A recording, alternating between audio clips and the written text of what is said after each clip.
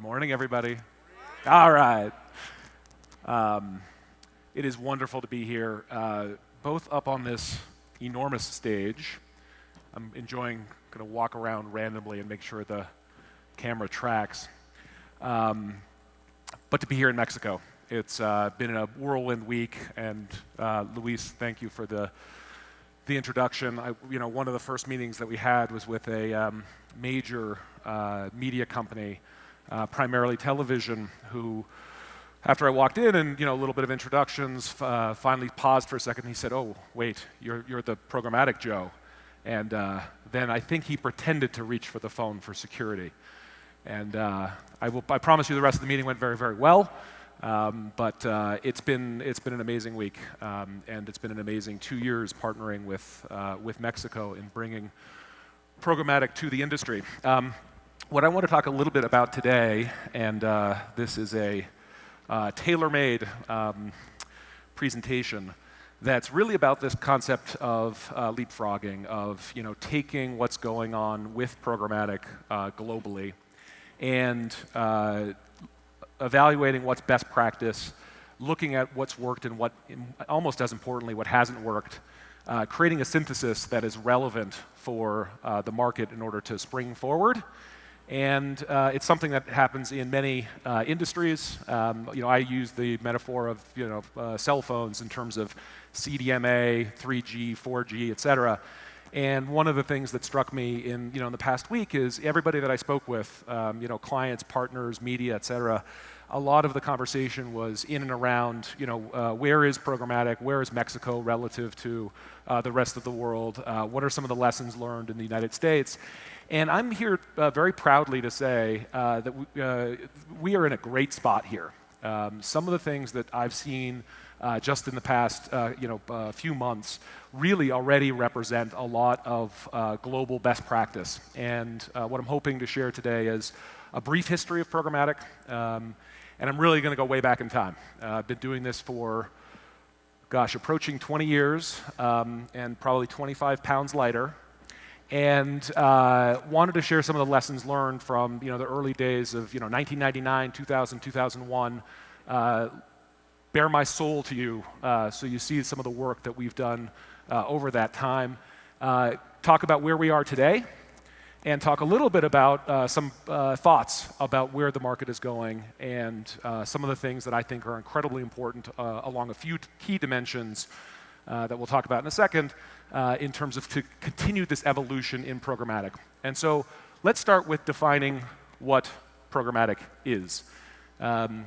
It's a really simple concept. It's the transformation of marketing through the application of technology and math.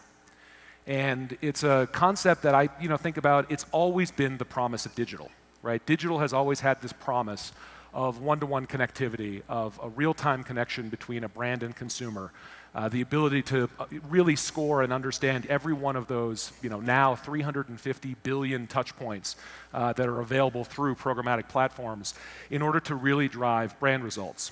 And our particular version of it, and Luis mentioned it in the introduction, is ruthlessly focused around outcomes. And the good part is a lot of the market is talking about outcomes. Is the reason why we're all doing this, the reason that we are all marketers, is ultimately to create this connection between a consumer's known and unknown desires and a brand's products and services. And to do that across an incredibly complicated and diverse tapestry of media, data, technology, and things that are changing literally every day, right? We as human beings, we as the people at the other end of all of these digital screens, our own behavior is changing. Just last night, I was talking about the fact that I really wanted to learn Snapchat. And, again, getting a little bit older, it's not as intuitive to pick up a new social media site, and sitting next to a woman who said, "Oh yeah, Snapchat's dead, all the action's at snow." And I was like, what? And the constant evolution in the industry is breathtaking and so exciting, I think, for a marketer and for a consumer.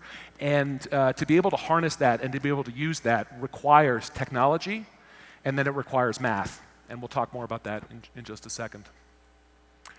So these are the dimensions that I wanted to talk primarily about with respect to programmatic.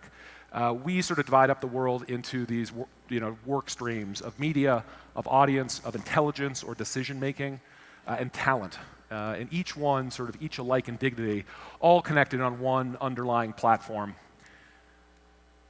I'll talk first about media, as I said, this has been a labor of love for me for a long time. I started my first business in 1999, a company called X+1, which is now part of a company called Rocket Fuel, sort of a US-based programmatic network. And it's a story of stubbornness, I think, more than anything else. Was wet behind the ears, had no preconceived notions about how marketing or media worked, and started on the e-commerce and the merchant side, and had a lot of clients, and we were doing really advanced stuff, right? The things that Amazon does in terms of collaborative filtering. People who bought this book also bought that book. Things, Netflix. People who watched this movie, you might like the following. And we were basically bringing that to the masses, right? Bringing that to Fortune 500 advertisers and helping them optimize their site experience. So when a consumer or a prospect showed up on the website to help present the right offers, to present the right price and promotion, ultimately to improve conversion rate for people that landed on the website for the first time, to get all the way through to conversion with bigger basket sizes and a better customer relationship. Makes perfect sense. And then a couple years into this, some of these key clients said to us, Joe, you guys are doing a great job, love what you're doing on my website, thank you very much. What have you done for me lately? What I want you to do now is figure out how to get better people onto my website to begin with. And with the naivete of youth, said, yeah, sure, happy to do that. Not realizing that was going to trigger another, call it decade and a half of really hard labor.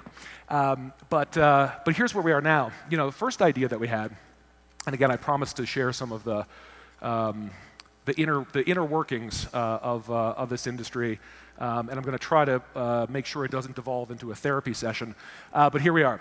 So started with this idea, okay, let's do passback. Great, let's buy a bunch of inventory from publishers, let them publish it in the way that they were accustomed to, right? So you start with age and income and demographics, turns into buying placements and publishers that over-index on those audiences, publisher through their publisher ad server.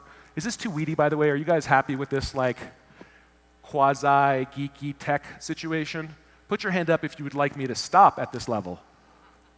Perfect, I can't see you anyway, so I'm going to keep going. All right, so basically went to the publisher and said, hey, here's this wonderful deal. We're going to score these impressions. We're going to keep the ones that look like they're high value to our advertiser client. We're going to pass back the ones that don't work, and you'll do something with them afterwards. And not realizing at the time that what that really meant was we would look at impressions, we would keep, call it 5 to 10% of them, right? In every bushel of wheat, there are only a handful of grains that really work for any given advertiser, no matter how highly targeted the overall publisher placement is. We would pass back what we didn't want. Mind you, back in those days, there was 3 or 4% breakage on each round of the round trip. And then the publisher ad server couldn't put it back into their direct sold. They would run a house ad, or they would otherwise run remnant. Didn't take long before we had one really sobering conversation with this guy, Walker Jacobs. And Walker, if you ever see this, hi. Went to ESPN, or I think he was at ESPN at the time, used to run Turner Broadcasting. And he heard this pitch of here's what we wanted to do with these major brands, AOL as advertiser, American Express, IEC, Match.com, this is going to be great. And he basically looked at me at the end of this pitch, and he said, and I quote, "Over my dead body. There is no way you are going to, quote, strip mine my inventory. This meeting is over. Don't let the door hit you on the way out." Okay, so going back to the office, was like, hey guys, got some feedback. Maybe need a new idea. New idea was because the desire for advertisers to bring their first-party data, to be able to bring their own sophisticated understanding of who their best audiences were, to not have it distilled down into the basics of age and income, but to really understand the extremely robust profile of who they wanted to communicate with. Turned out that we ended up working with a company called Right Media, in fact incubated it to be the sell-side version of our sort of buy-side solution. And that worked quite well. Had a choice to go path A, a 50-50 joint venture, or path B, to basically spin it out and let it operate independently. I and my board chose path B. looked at the $850 million valuation that Yahoo paid to acquire the business, could do the math of what 50% of $850 million US dollars was, cried a little bit, went back to work. That was a joke. You guys like that? Come on. I actually did cry a little bit, but that's okay. So then take 3 was quite simple, and this was back in the X plus 1 days. Let's just buy up mass undifferentiated inventory. Let's allocate it across what our advertisers are looking for, and ultimately deliver their results in a transparent, advertiser-aligned way. Made great sense. That one worked well enough to sell equity back to our venture capital firms. I and a couple of the co-founders of MediaMath took a few months off. I met my second son and actually spent a little bit of time not being an entrepreneur. And then something amazing happened in the early part of 2007. Early part of 2007, in 3 or 4 months, Yahoo bought SendRight Media. Google bought Doubleclick right as they launched their ad exchange. Microsoft bought both Aquantive and AdECN, and $10 billion US dollars changed hands in about 90 days. And we looked at that recipe and we said, that's the solution, right? Finally, publishers are willing to publish inventory with technology. Finally, you can have a technology-to-technology interconnect. And boy, oh boy, if you could be the first company to plug in to that diverse set of supply sources, you could really make something happen. And if you could show people that you could deliver 10 times return on investment relative to the way digital was historically managed, people would change how they did business, right? They would change, they would be comfortable with technology, they would start listening to people who talked about algorithms and optimization and machine learning. And ultimately, if you could finally deliver on the promise of digital, you could create real value. You could change a market. You could change something that for 100 years has been the tagline of the industry. 50% of my advertising or dollars are wasted, and I just don't know which half. We can finally say that's never going to be the tagline of marketing again. Super exciting. Where are we today?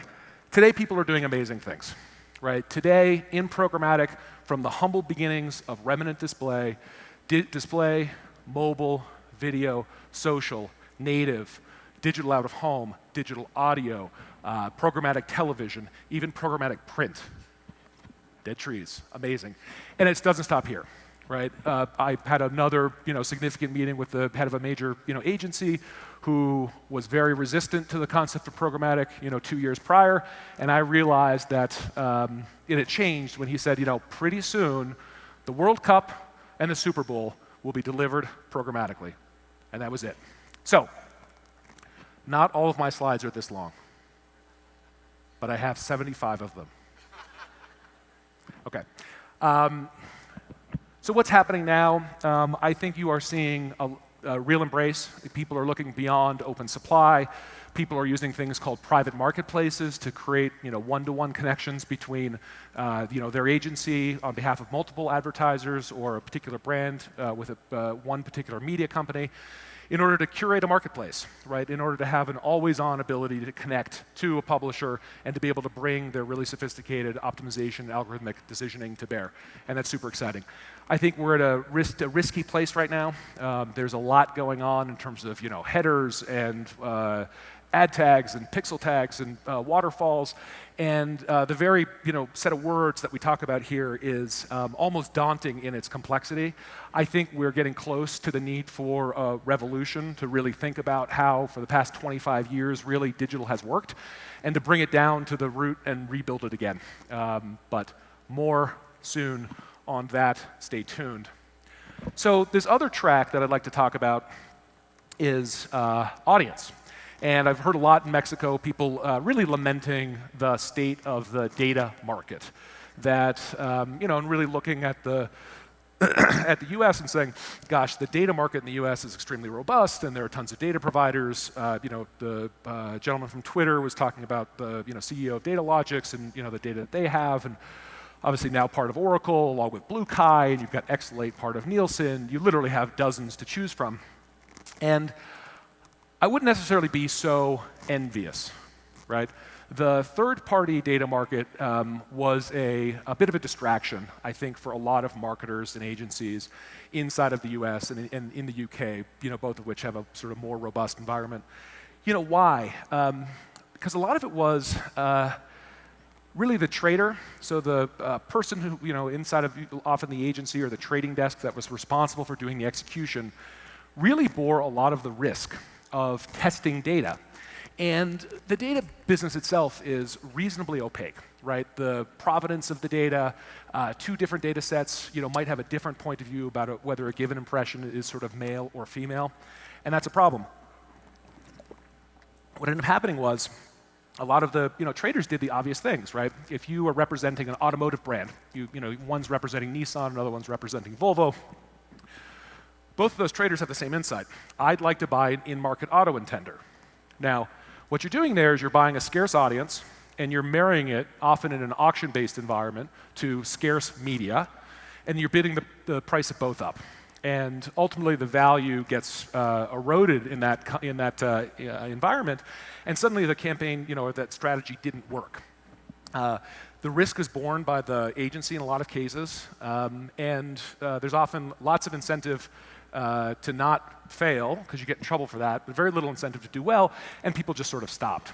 And what we're seeing right now is, it led to a lot of embrace of first-party data. So first-party data, of course, is the information that an advertiser knows already about their customers. And advertisers tend to have a huge amount of insight, who their best customers are, what the top decile is versus the bottom. And to be able to activate that and bring that to bear, think Facebook custom audiences, think the things that sort of Acxiom LiveRamp and Oracle on-ramping products are doing.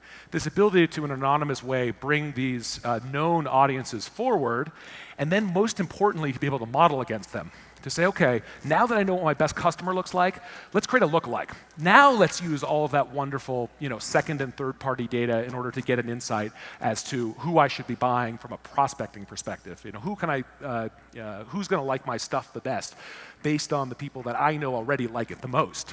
And that's the opportunity here in Mexico, right? I would, if I could make some, recommendations to the folks in this room, don't necessarily go through this evolution step by step. I think there's a real opportunity right now to build a collaborative and collective data business. This concept of a data co-op has been very prevalent in marketing and other areas.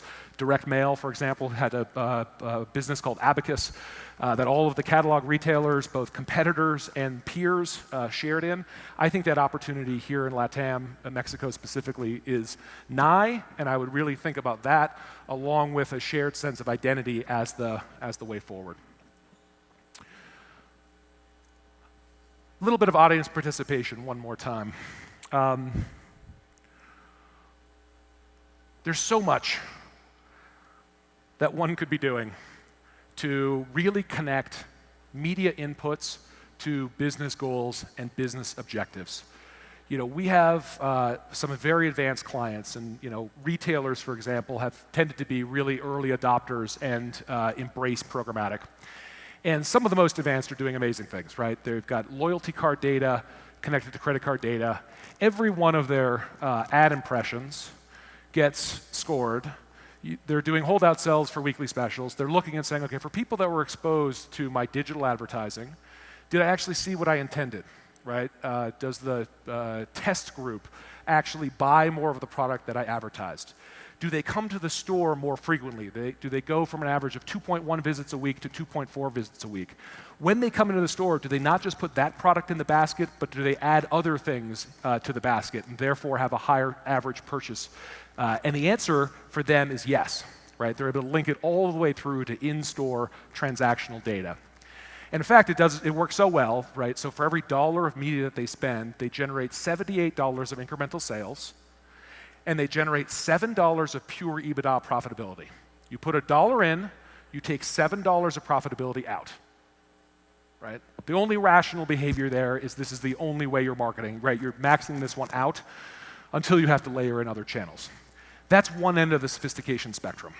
Now, we have thousands of other clients that are doing the following.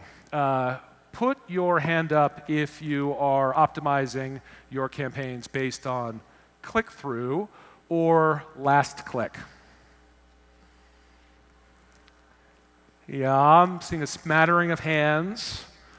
Yeah, I'm seeing sheepish looks. It's okay. I mean, that really is, globally, still considered to be standard practice. Everybody wants something different. Everyone understands that's flawed. Nobody would measure billboards out of home based on the number of cars that stopped, walked out of their car, slapped the billboard, got back in their car, and drove away. You'd never do it, right? You'd never wait for a television commercial, check how many people put their hand on the TV, and pick up the phone in the moment, right? And yet, digital, because it's been accountable and because there's been a metric, we've kind of relied and been comfortable with not evolving in this area, even though everyone knows it's incredibly important. Third-party attribution is really challenging to use in real time. I would argue that a real focus on measuring incremental outcomes, going back to old school direct marketing, doing test and control, creating placebos, creating holdouts, but really getting very rigorous around, is my marketing working? And connecting it all the way through to the key performance indicators that the brand cares about for real. Not the marketing inputs, right? Not GRPs, not engagement with advertising, but did this move the needle? Did this sell more cars? Did this get more approved applications for high-value credit cards that people actually put in their wallet and activate?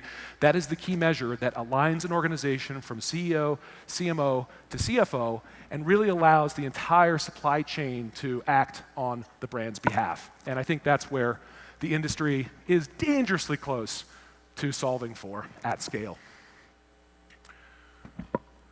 Another thing that's I've talked a lot about over the past week is talent, right? And this lament that this is complicated stuff, and it on one hand is extremely fundamental, right? It is why we market, right? We market to engage with consumers with relevant messaging and be able to do that at scale. And yet the actual practice of it, requires a whole bunch of reasonably geeky people like me for now. So, how do we educate? How do we evangelize? How do we share with people best practice? How do we simplify? How do we make it straightforward? And everyone's doing this. I mean, I think IAB has done a great job globally, in fact, of providing some of this content to the marketing organization. Google, Facebook, both have great digital one-on-one programs. In our case, I'll tell you, we've done a program called New Marketing Institute that's trained 4,000 people last year in 11 different languages, 600 people in Spanish here in Mexico alone. Real opportunity, I think, to engage with other peers and not in a way that promotes one company's products or one company's solutions or even one company's worldview, but really shares what's going on out there and where the opportunities are and really tries to both simplify and engage with folks. Some of the places where I think that's evolving into, and again, a little bit of the, the recommendation for how we in this room might think about the next set of opportunities is the amount of work that needs to get done in order to do programmatic well.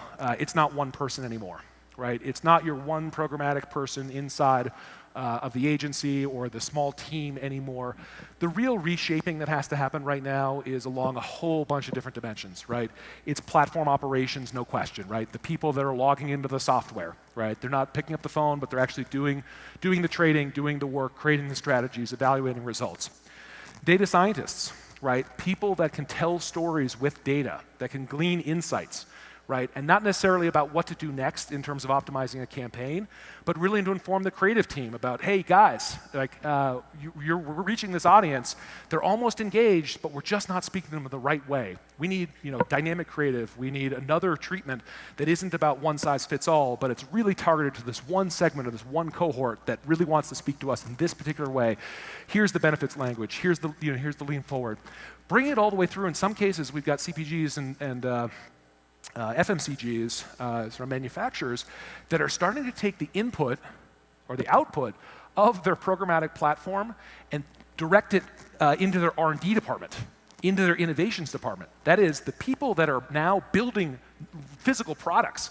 They're getting insights about who the customers that they can reach at scale and where they almost missed, and refactoring their products in order to appeal to the folks that they now know they can reach at scale. Incredibly important. Is this as exciting to you guys as it is to me?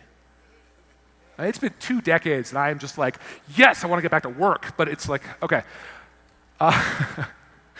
I think you guys have done a really already wonderful job here, and I'll talk about it in a second, in terms of embracing sort of the new configuration. The new configuration really relies on collaboration, right? In the same way that the roles that are required, right, systems integration, the data science that are referred to, in the same way many companies are required, right? This idea that it takes a village to do this stuff well. And what you're seeing right now is a much more collaborative environment where media agency, strategy, brand, technology company, media companies, data companies are all really collaborating and saying, okay, we all want the same brief. We all want to understand what you're trying to accomplish such that we can do the right things. And a little bit of congratulations, I think, here. I have seen this embraced in Mexico already, right? You guys are doing a great job with this. I kid you not, like relative, a lot of other markets are much more siloed, right? There's a much more, it's almost a handoff process, a factory line going from one to another. The collaboration that I've already seen here bodes really well for the future. So thank you and kudos. So here's the leapfrog opportunity that I promised or threatened. You guys get it already, right? I use this William Gibson quote a lot, which is, the future is here, it's just unevenly distributed, right? And best practice in and around programmatic and in and around marketing is happening all over the place. And it is not a US-centric phenomenon, right? In fact, I think in the US, it's even harder, right, to look backwards and to future-proof CDMA, 3G, 4G, bring an entire infrastructure forward, bring an entire installed base forward is actually much harder than rolling out 4G globally, right? It's why Singapore has much better both wireless and internet connectivity, because when they rolled it out, it happened with 10 years of innovation happening in other places. That is happening here. So,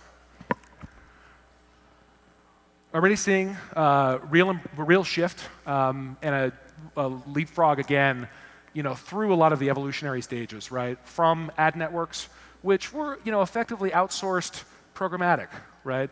It was people that were taking advantage of all of the, diverse supply, but making it simple and making it straightforward. The intermediary step was a lot of one-to-one private marketplaces, right? Using the programmatic technology, right, the software, to connect to media companies in ways that people were familiar with, things like guarantees as opposed to simply a spot market, and to create some of the forecastability and the confidence that the advertiser-publisher relationship, business relationship would be upheld. What you're seeing right now is this idea of curated markets, right? People are doing them, many to many, right? So you're laying these foundations or this plumbing, and you're leaving it on all the time, right? We have, again, another retailer in the U.S. Whose all of their media is through curated market, right? So they, don't use any open exchange inventory anymore. They've done a really careful job of curating all their inventory. They're down to a 0.7% fraud rate. It's a lower incidence of fraud and non-human traffic than direct publisher buys, right? And for them, brand safety is paramount. They absolutely do not want to, bear any risk. And so they've got a host of, solutions in their curated market in order to ensure they're getting just the impressions that they want. You guys have already launched Omnichannel by design. We do see in a lot of, countries and verticals, there is this thought of, okay, let's start with display, and then I've got another partner for video, and I've got another partner for mobile. Mexico's really launched Omnichannel by design. People already have the intuitive, yes, it's the same human at the other end of all of these screens, and you want to be able to connect all of those touch points in real time. And if you've got 4 or 5 different platforms or partners to manage each one of those channels, it becomes incredibly hard to do. So Omnichannel by design.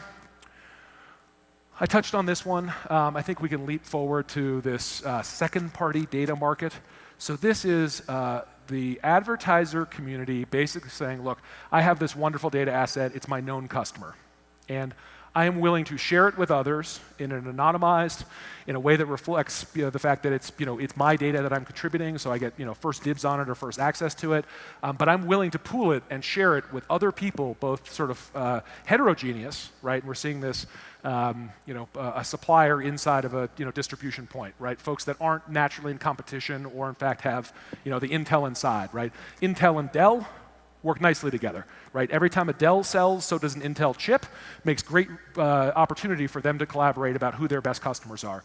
But you're seeing it in homogeneous environments as well, where people are like, look, we're all retailers, we're all mass marketers, we're all in the beauty vertical. Let's pool our data together in order to get that data back out again. It's the freshest data, it's the highest quality data, and if I give a little to get a lot, that's a transaction I'm willing to accept.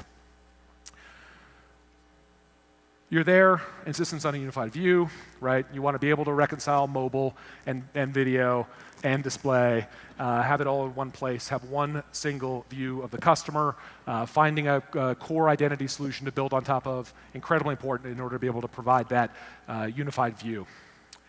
This idea of click-centric measurement, so met with a major iconic CPG brand earlier this week. Really impressed by their ability to quantify brand. One of my partners has this stock phrase that he uses, and he says, anything that can be measured can be made better with math. The first part is really important. You have to measure it. And rather than looking at brand advertising and brand lift as something sort of immeasurable and ultimately, sort of disconnected to, sales, except for in the extremely long run, really smart CPG and brand, marketers are starting to link that all the way through and saying, hey, if I can drive brand lift and I'm extremely confident that brand lift produces in-store sales inside of a fixed period, let me really ruthlessly focus on driving brand lift using machine learning, using algorithmic optimization, and when we're seeing that being embraced here very, very quickly. On the talent certification side, I think we talked about that. I think every conversation I've had this week has really been around more talent, more education, more certification, more training. We certainly heard you. I think others have heard.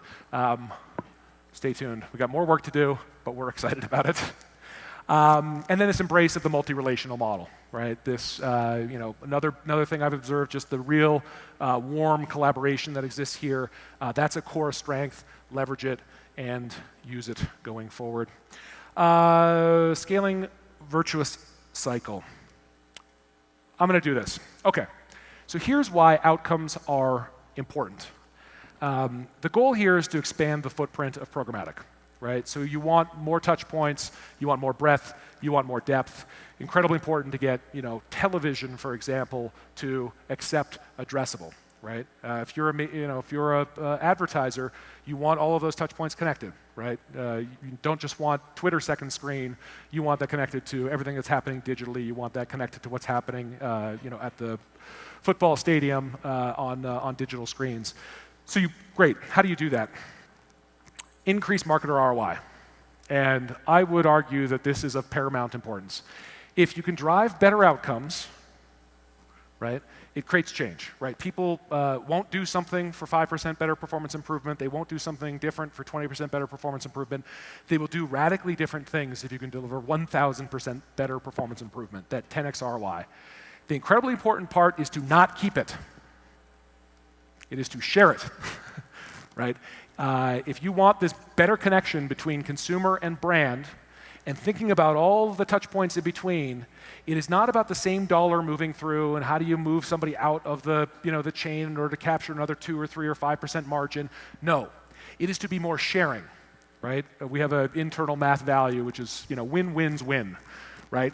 And if you can reward the supply chain that made outcomes happen as a brand, right? If you can pay your agency more for results, if you can pay the supply chain of media, tech, and data more for delivering better value, you will reward them and incentivize them and encourage them to do more. So, virtuous cycle, encourage everybody to think about it. Everyone goes out, what's the win-win-win that I can do today? You can tell me what I need to do deliver more win-win-wins, please. Reasonably assessed about it. And then just lather, rinse, repeat. Just keep doing it, right? Reward people for doing something that's a little bit uncomfortable. Show them that it works. Show them that it's not scary. Ask for a bigger order next time. Create that virtuous loop. And pretty soon, in fact, the World Cup and the Super Bowl will be delivered programmatically. And walled gardens will become open. Doesn't that sound fun? Yes, let's do that. I put this one up because I think a lot about the Pareto principle. I think about 80-20. I actually learned something, learned lots of things, but I learned something else this trip. A lot of marketing organizations use the 70-20-10, right? 70% of investment in the things that are measurable and highly scalable, 20% investment in the things that are impactful and novel but measurable, and then 10% into the wild and crazy as a way to invest and learn for the future. I like it. I recommend it. I have 11 seconds left. Not sure how I managed that. Here we are. Thank you.